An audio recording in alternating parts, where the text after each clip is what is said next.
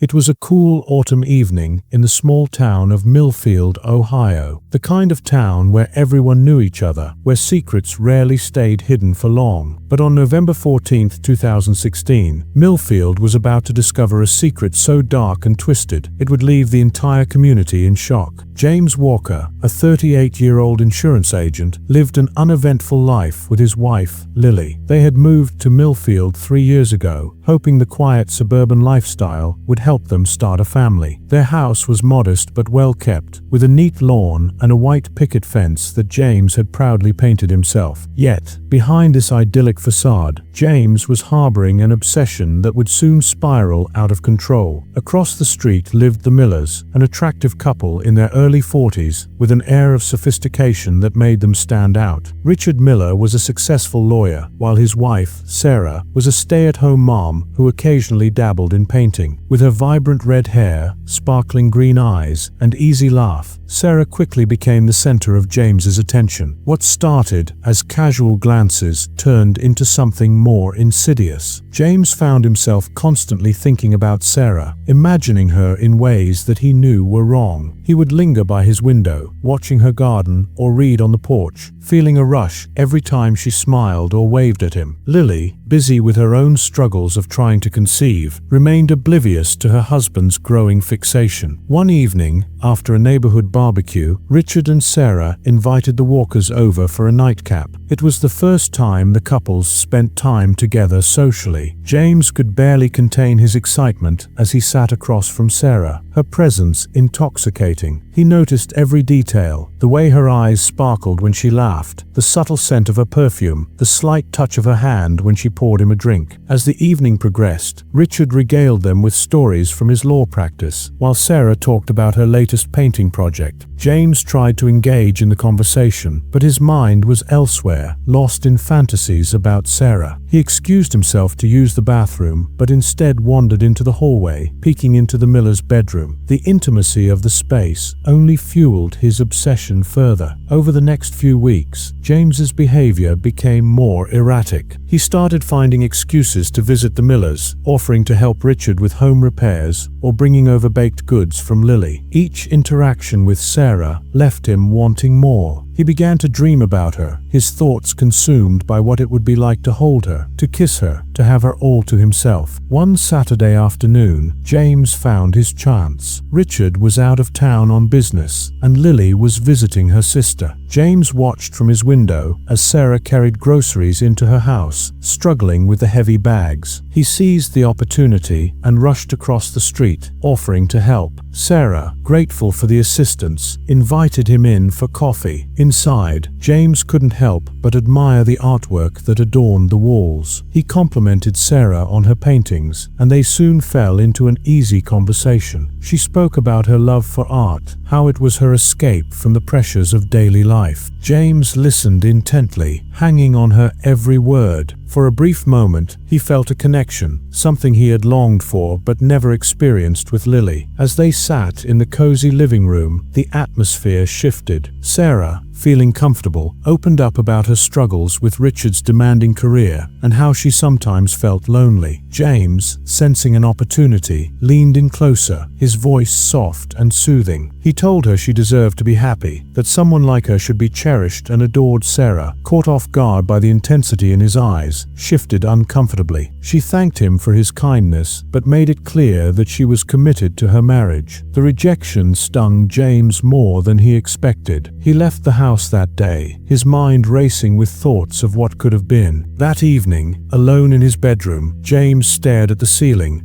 the pain of rejection twisting into something darker. His obsession with Sarah had grown into a need, an all-consuming desire that he could no longer control. He began to rationalize his feelings, convincing himself that Sarah was meant to be with him, that Richard didn't appreciate her, that he was the one who could make her truly happy. James's behavior continued to deteriorate. He started following Sarah, watching her every move. He knew her routine, when she went to the grocery store, when she took her morning jog, even when she visited her parents in the neighboring town. He became her shadow, always lurking, always watching. Then, on the night of November 14th, everything changed. On the night of November 14th, James Walker sat in his dark living room, staring out the window towards the Miller house. He had watched Richard leave earlier that evening, briefcase in hand, heading for an overnight trip. Sarah was alone. His pulse quickened as he contemplated his next move, a plan forming in his twisted mind. Around midnight, James slipped out of his house, making his way across the street. The neighborhood was silent, the only sound the crunch of leaves beneath his feet. He carried a small backpack, its contents carefully selected, a pair of gloves, a roll of duct tape, and a kitchen knife he had taken from his own home earlier in the day. He reached the back of the Miller house and peered through the kitchen window. The house was dark, except for a faint light coming from the living room. He knew Sarah would be there, probably watching TV or reading. James took a deep breath, pulling on the gloves and reaching for the spare key hidden under a flower pot by the back door. He had seen Sarah place it there weeks ago, a small detail she probably thought nothing of, but it was all James needed. He turned the key in the lock, careful to push the door open slowly to avoid any noise. His heart pounded in his chest as he stepped inside, every sense heightened, his body trembling with a mix of fear and excitement. He moved through the kitchen, pausing at the entrance to the living room. There she was, sitting on the couch, a book in her hand. She looked so peaceful, so unaware of the danger lurking just feet away. James watched her for a moment, his grip tightening on the knife. A part of him wanted to turn back, to leave before things went too far, but the other part, the darker part, urged him on. He stepped into the living room, his shadow falling over Sarah. She looked up, startled, dropping the book. Her eyes widened in recognition, confusion quickly turning to fear as she saw the knife in his hand. "James, what are you doing here?" she whispered, her voice shaking. "Shh, don't be scared," James said, his voice barely a whisper. "I'm not going to hurt you. I just want to talk." Sarah stood up slowly, her hands raised. "You need to leave, James, now." But he didn't move. He took a step closer, and she took a step back, her eyes darting to the phone on the coffee table. Sensing her intention, James lunged forward, grabbing her arm and pulling her close. She struggled, but he was stronger, his grip like a vice. "Please, James, let me go," she pleaded, tears streaming down her face. "You don't have to do this." But he wasn't listening. His mind was a whirlwind of emotions, a storm of obsession and desperation that drowned out reason. He pushed her onto the couch, pinning her down as he wrapped the duct tape around her wrists, binding her hands together. Sarah screamed, her voice piercing the stillness of the house, but it was useless. No one was close enough to hear. "Why are you doing this?" she cried, her voice breaking. "Please, just let me go." "Because I love you, Sarah," James whispered, his face inches from hers. "I've always loved you." Sarah shook her head, her eyes filled with terror. "This isn't love, James. You're sick. Please, you don't have to do this." He pressed the knife to her throat, just hard enough to make her freeze. "Don't say that," he hissed, his voice shaking. "I'm not sick.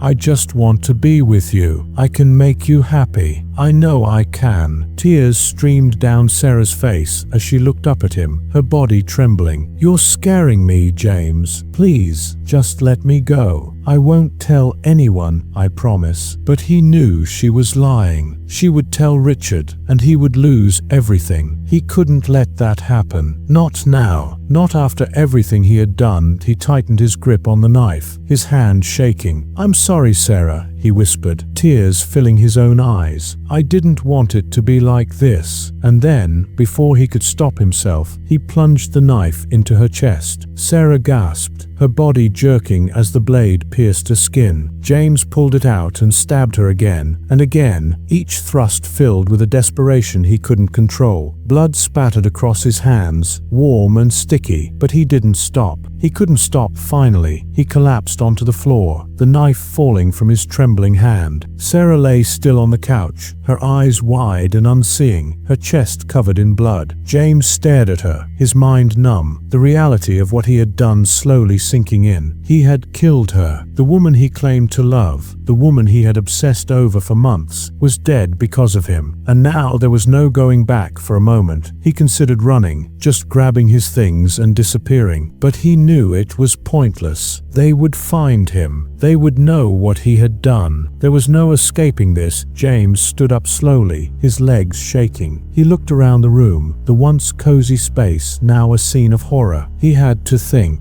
He had to do something. He couldn't just leave her like this. He grabbed the duct tape and wrapped it around her mouth, then around her ankles, binding her feet together. He dragged her body off the couch, his muscles straining as he pulled her towards the kitchen. His mind raced, trying to figure out what to do next. He needed to hide her, to clean up the mess he had made. But as he looked down at her lifeless body, he knew it was too late. There was no hiding this, no cleaning it up. He had destroyed everything. With a heavy heart, James left the house, leaving the door ajar behind him. He walked back across the street, his clothes stained with Sarah's blood. He felt empty, his mind a blank as he stepped back into his own home. He didn't know what to do, where to go. All he knew was that he had lost everything. James sat in his living room, his hands shaking, the weight of what he had done crashing down on him. He could still feel the warmth of Sarah's blood on his skin, the sound of her desperate cries echoing in his ears. He knew he had to act quickly. It wouldn't be long before someone discovered her body. But his mind was clouded with fear and regret, unable to form a coherent plan. A loud knock on the door snapped him out of his daze. His heart pounded as he stood up,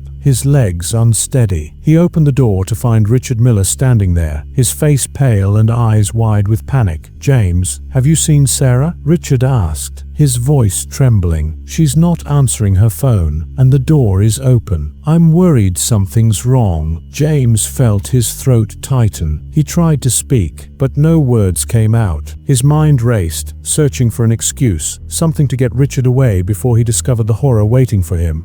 "No, I haven't seen her," James stammered, his voice barely a whisper. "Maybe she went out for a walk." Richard frowned, glancing back at his house. "I don't think so. Her car is still in the driveway. I'm going to check inside again. Can you come with me?" James hesitated, his heart pounding in his chest. He knew he couldn't go back there, couldn't face the sight of what he had done, but refusing would raise suspicion. He nodded, forcing his legs to move as he followed Richard across the street. The moment they stepped inside, the metallic smell of blood hit them. Richard froze, his eyes widening as he turned towards the kitchen. "Sarah," he called out, his voice shaky. "Sarah, are you here?" James watched, paralyzed with fear, as Richard moved towards the kitchen. The sight that greeted him made him stumble back, his face contorted in horror. "No!" Richard screamed, rushing towards Sarah's lifeless body lying in a pool of blood. He dropped to his knees, his hands shaking as he reached out to her, his sobs filling the house. James felt his legs give out, collapsing against the wall. His mind screamed at him to run, to get out of there before Richard turned on him. But he couldn't move, couldn't tear his eyes away from the scene he had created. "Who did this?" Richard cried, his voice breaking as he looked up at James, his eyes wild with grief and rage. "Who did this to her?" James felt the words catch in his throat. He wanted to confess, to tell Richard everything, but he couldn't. His mouth felt like it was glued shut, his body frozen in place.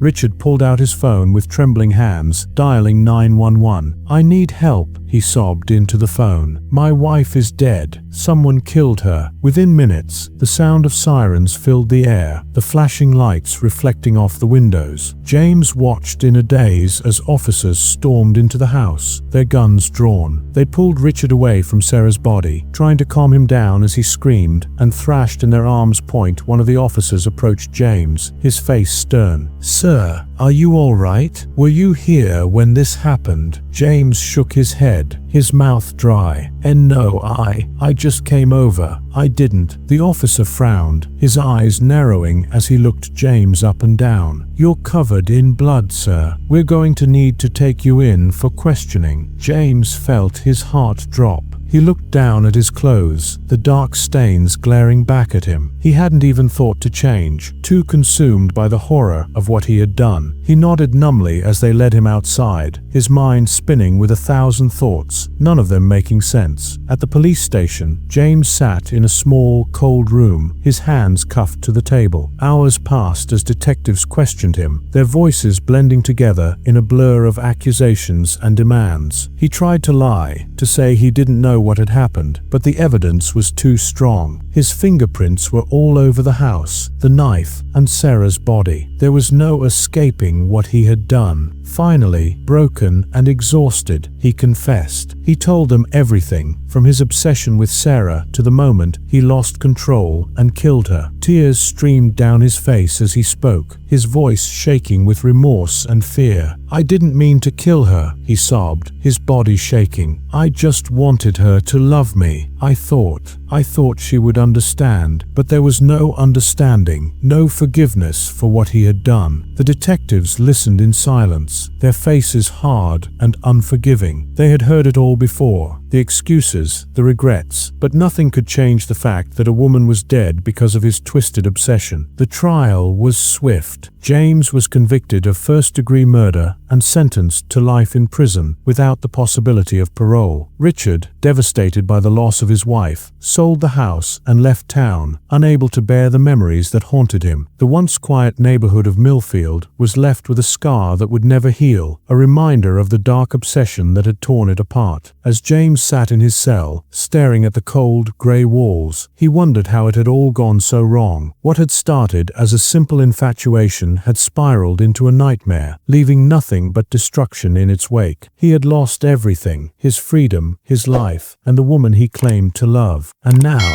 he would spend the rest of his days paying for the crime that would forever stain his soul.